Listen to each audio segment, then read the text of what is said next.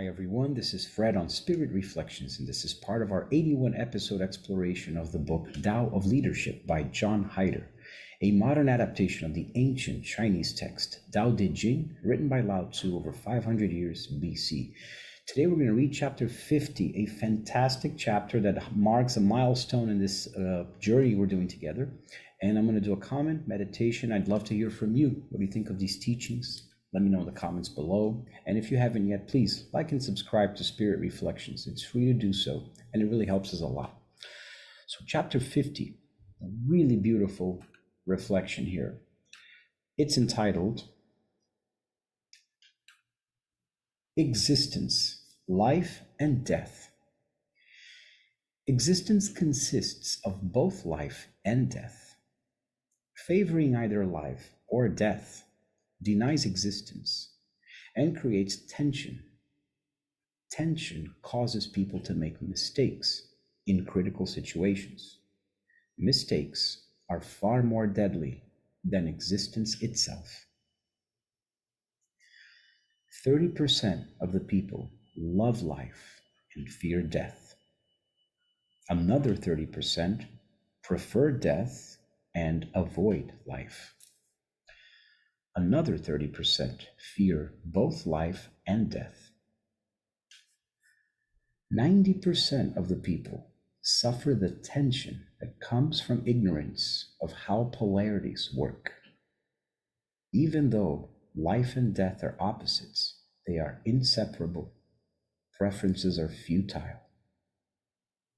Only 10% have the wisdom to accept both life and death as facts and simply enjoy the dance of existence.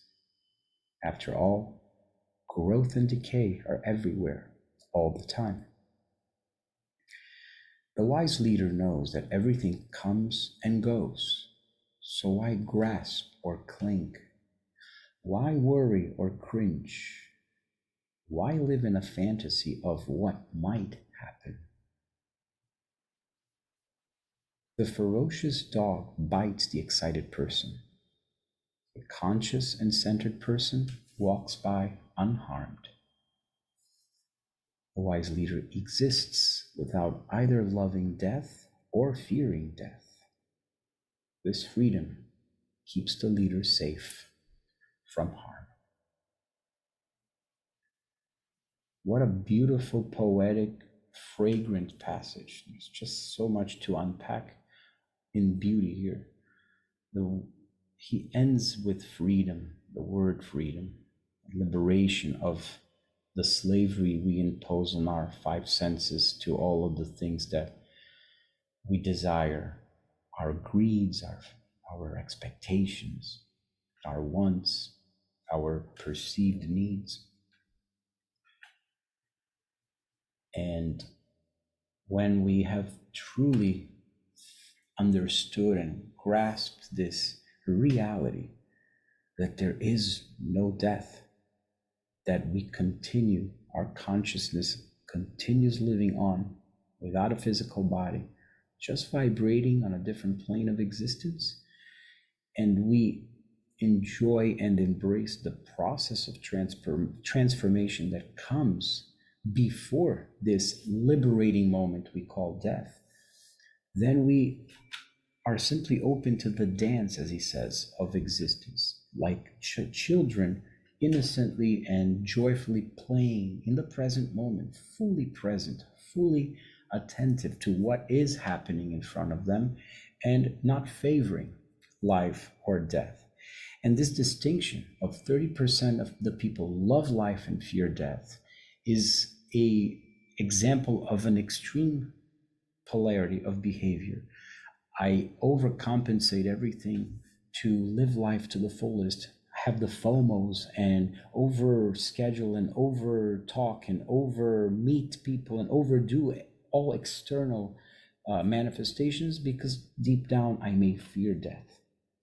Then another 30% prefer death and avoid life. So it comes from our fear of risking, of breaking barriers, of meeting new people, of breaking ourselves from our comfort zone, or as my mom likes to say, our discomfort zone. because it's really painful to be there in that same place. So that way we avoid life when we enter those states. Another 30% fear both life and death. And so those are our moments of deep depression, sadness, when we're really paralyzed, when we really feel that we are overcome by life circumstances. And then that brings the total to 90% of the people that are suffering this tension. So the key takeaway here is feeling, understanding, grasping when we experience this tension within.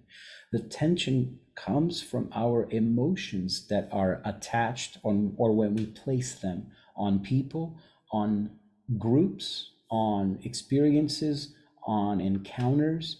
And so when we place those emotional expectations, it's projecting a result that we want to have happen. And so we are bounded by those expectations, and that creates the tension. Rather than approaching everything with that inner calmness, certainty of my inner strength to be just like everyone else, common just like everyone else, sharing the same fears, desires, experiences, and at the same time present, not going into different mental excursions that take us away from the present moment. And so that way I am able to meditate on death and life as just two parts of the same process in creation. And so that's why Christ really said, look at the little children, and you really will receive the kingdom of heaven if you really act like little children, if you behave, if your sense of being is like little children. And even the analogy to animals, the animals pick up our energy. And so there's also an analogy here to the monsters of life, the dragons that we have to face. They won't threaten us, they won't harm us when we have this inner centeredness and wisdom of just embracing and enjoying the dance of existence without favoring either life or death. We can talk so much more here, but let's keep it short so we can go to our meditation. I'm going to put some music here.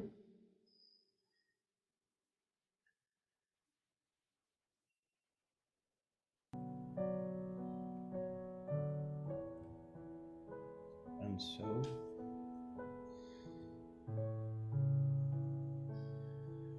let's just be still and go into our garden, that sacred ground in our hearts.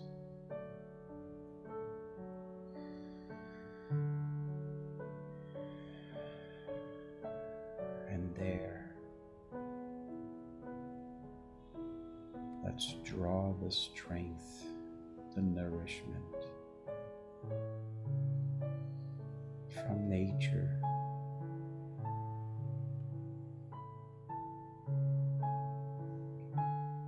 And from far away,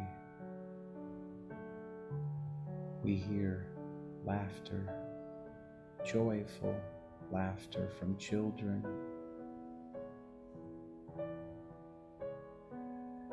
That reminds us of moments in our own childhood that we laughed hysterically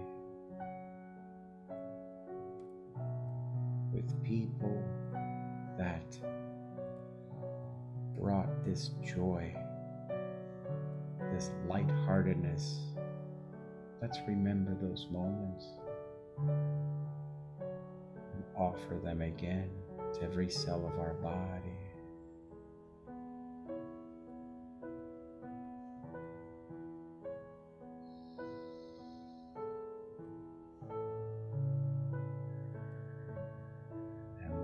Also, let's remember all of our frustrations, our losses,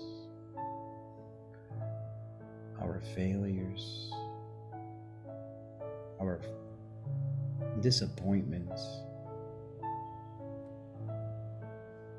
And here we are today. We've gone through them. unharmed. And today, we are still here. We are still alive.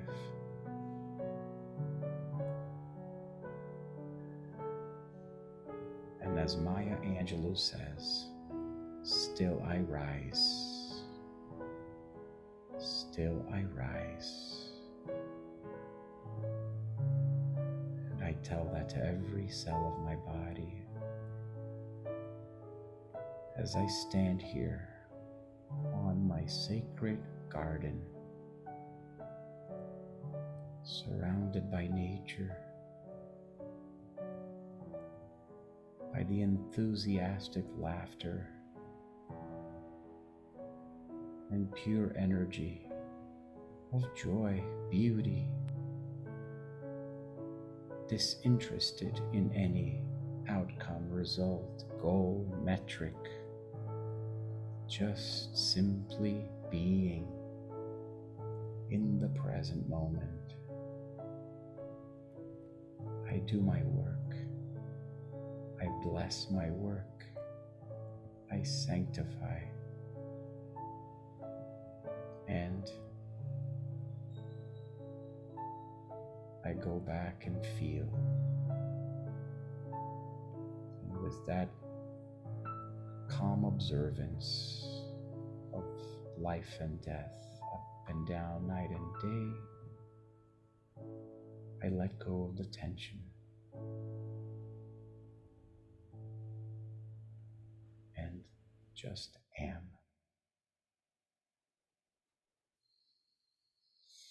So with that, I wish you a great rest of your day.